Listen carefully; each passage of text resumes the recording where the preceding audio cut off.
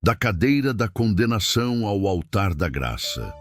O corredor da morte era um lugar onde a esperança não entrava. As paredes frias da prisão estadual dos Estados Unidos pareciam absorver cada grito, cada lágrima e cada arrependimento que passava por ali. Entre aquelas celas estreitas, vivia Daniel Harris, um homem condenado à morte por assassinato. Para o sistema, ele era apenas mais um número. Para a sociedade, um monstro irrecuperável. Para muitos guardas, alguém que já estava morto por dentro.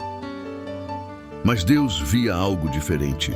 Daniel tinha 42 anos quando foi colocado no corredor da morte. Seu passado era marcado por violência, abandono e ódio.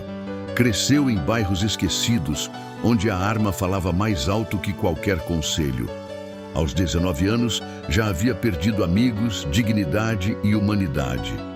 O crime que o levou à condenação foi brutal, e ele mesmo admitia: "Eu mereço estar aqui." Durante anos, Daniel dormia pouco.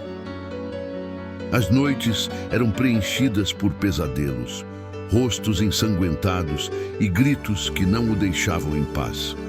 Ele vivia atormentado pela culpa, mas ao mesmo tempo acreditava que já estava condenado demais para qualquer perdão. Até que, numa tarde silenciosa, algo inesperado aconteceu. Um capelão da prisão passou em frente à sua cela e deixou cair uma Bíblia velha no chão. Ao pegá-la, Daniel zombou. "Bíblia? Isso não muda o que eu fiz." Mas naquela noite, sem saber por quê, ele abriu o livro. Seus olhos caíram em um versículo que parecia escrito diretamente para ele. "Ainda que os seus pecados sejam como a escarlata, eles se tornarão brancos como a neve." Isaías 1:18. Daniel começou a chorar como não chorava desde criança. Pela primeira vez, não era medo da morte, era dor da alma. Nos dias seguintes, ele passou a ler escondido. Orava de forma desajeitada, sem palavras bonitas. "Jesus, se o Senhor realmente perdoa, me perdoa também. Eu não quero morrer assim." Naquela cela fria, Daniel aceitou Jesus Cristo como seu Salvador. Não houve aplausos, nem testemunhas. Apenas um homem quebrado e um Deus que nunca desiste. A mudança não foi imediata aos olhos dos outros. Guardas riam dele. Mais um fingindo conversão para aliviar a consciência. Outros presos o chamavam de louco. "Você acha que Deus entra nesse corredor? Aqui é o inferno." Mas algo começou a acontecer. Daniel mudou o jeito de falar, parou de discutir. Começou a ajudar presos doentes, mesmo algemado. Orava em silêncio por quem passava. E então, algo inexplicável começou a se espalhar pela prisão. Um preso da cela ao lado sofria de dores crônicas há anos. Uma noite, Daniel sentiu um forte impulso no coração. "Posso orar por você?" O homem riu, desacreditado. "O que eu tenho a perder?" Daniel colocou a mão na grade e orou.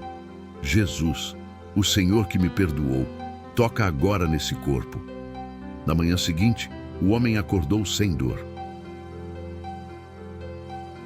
Pela primeira vez em 5 anos, a notícia se espalhou como fogo. Outro preso pediu oração, depois outro. Um com depressão profunda sentiu paz. Um com crises constantes começou a dormir. Guardas começaram a observar em silêncio. Enfermeiros ficaram confusos. Médicos não tinham explicações.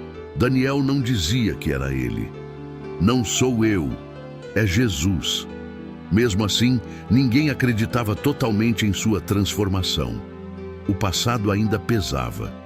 O rótulo de assassino falava mais alto do que qualquer milagre. Até o dia em que um guarda desmaiou durante o turno. Pressão altíssima. Sirenes tocaram. Enquanto todos corriam, Daniel caiu de joelhos na cela e começou a orar em voz alta.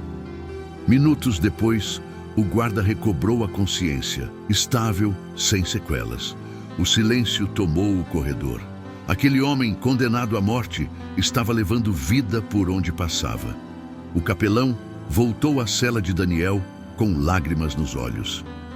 Eu nunca vi algo assim. Você sabe que talvez sua sentença não mude. Daniel sorriu em paz. Minha sentença já mudou. Eu estava condenado ao inferno. Agora sou filho de Deus.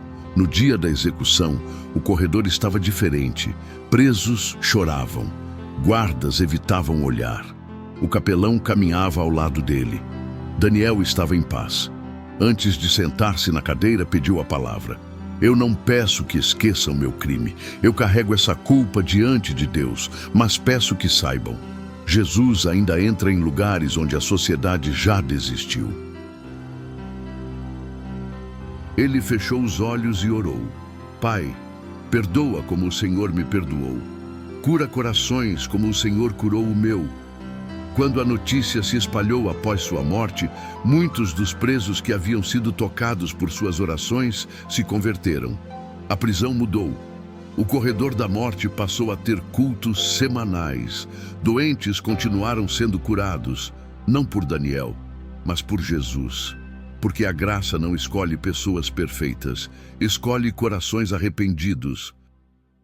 E até na cadeira da condenação, Deus ainda escreve histórias de redenção.